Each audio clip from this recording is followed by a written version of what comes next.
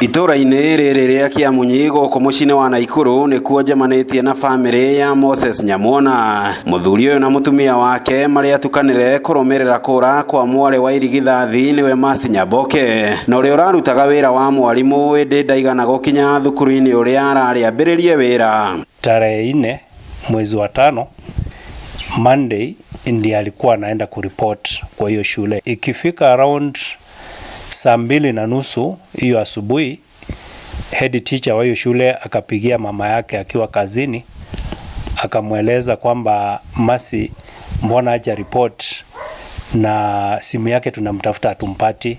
Kuna CCTV footage tulipata from one of the plots. Kweli tuliona alipita huko around saa 12:48 or something like that. That was the last footage ambaye alikuwa captured karibu tu na barabara. Na alipofika hapo karibu kwa jirani, akasalimiana na majirani hapo kwa duka, and then our neighbor alikuwa anaenda town, akamwambia Mercy nikupe lift, akamwambia hapana, siendi town, naenda upande mwingine. So alikuwa anapitia shortcut ndio atoke huko kwa lami.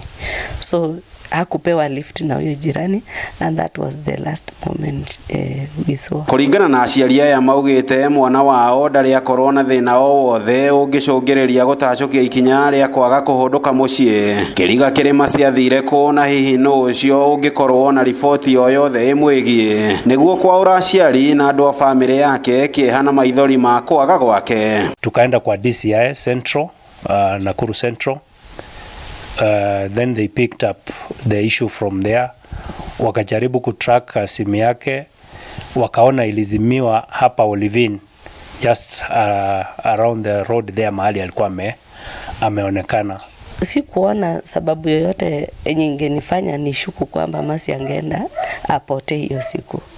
And so I'm so shocked, mpaka sasa bado niko shocked na sijaelewa ni nini ilifanyika kwa huyu mtoto ndio akapotea. Ngĩribotera Inooro TV kuma Kĩamunyi mũciĩ wa Naikuru. Rĩtwa rĩakwa nĩ Robert Wamaina.